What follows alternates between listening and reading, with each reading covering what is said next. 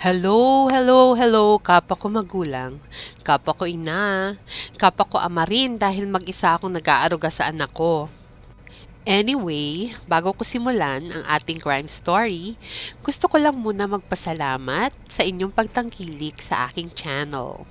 Sobrang na-appreciate ko po ang inyong pagdalaw o pagbisita sa aking channel. Salamat po sa feedback at suggestions nyo. Gagawin ko ang lahat ng makakaya ko para ma-improve ang viewing experience nyo. Maraming salamat pong muli. Heto na po ang tampok na crime story ko para sa inyo. Ang Engrasio Sungkuan Case. Sila po ay mga Pilipino. Nakakalungkot na nangyari sa kanila ito. Sa Engrasio, nakilala rin bilang si Fred at si Erlinda Songkuan ay masayang nagsama bilang mag-asawa ng 40 years. Ito ang akala ng kanilang mga kakilala, kaibigan at mga kamag-anak na masaya sila. Napatunayan ito sa social media ng mag-asawa na puno ng mga masasayang larawan at madalas nga ay pinupuri sila dahil sa talaga namang kitang-kita na nagmamahalan sila sa mga pictures. Kaya naman lahat ay nabigla na mabalitaan na pinatay si Erlinda ng sarili nitong asawa na si Engrasio. Si Erlinda ay natagpuan na walang buhay sa garahe ng kanilang bahay sa Woodcroft, Sydney sa Australia. Ang asawa niyang si Engrasio, 73 years old nang nangyari ang krimen, ay isang retired accountant.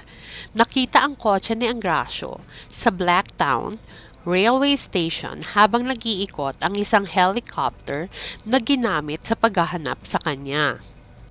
Si Erlinda, 69 years old nang mangyari ang krimen, at Engrasio ay may 4 na anak.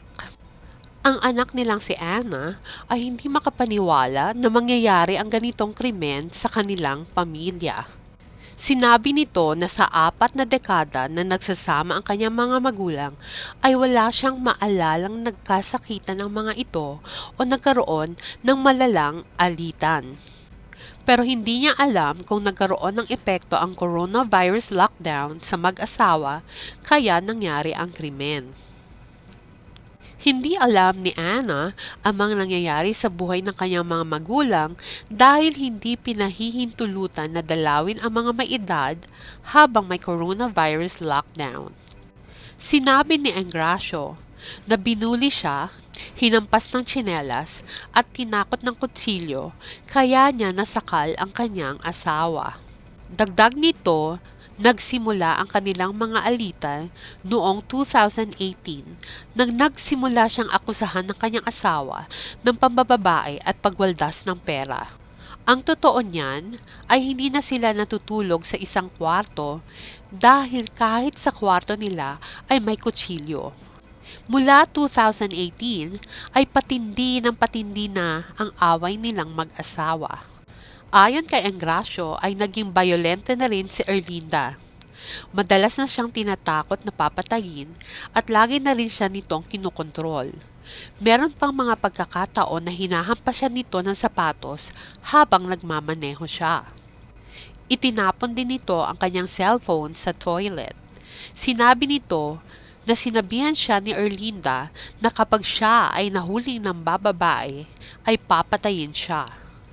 Dahil sa mga lumalala ng mga argumento, ay natakot na si Engrasio dahil baka anytime ay patayin siya dahil sa mga nagkalat nga ng mga kutsilyo sa kanilang bahay.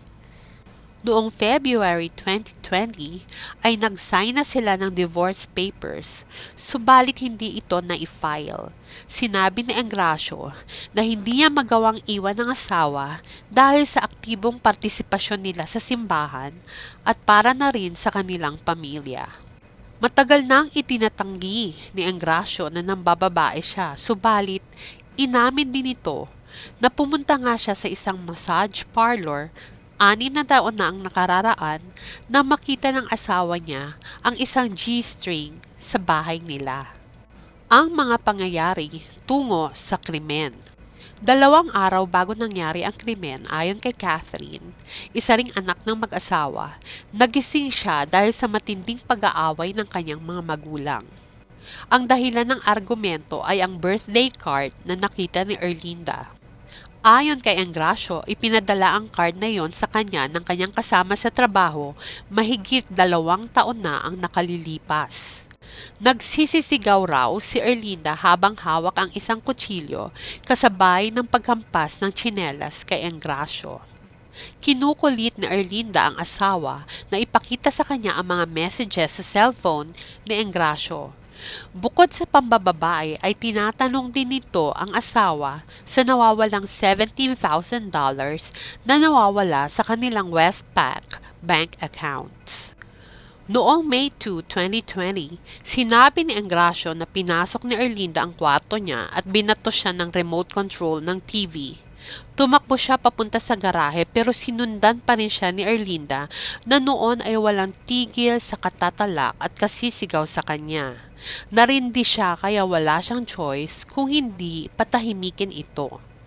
Tinakpan niya ang bibig nito ng isa niyang kamay habang ang isang kamay naman niya ay ginamit niya na diinan ang leeg partikular sa lalamunan ng 15 hanggang 20 minutos hanggang sa mawalan ito ng buhay.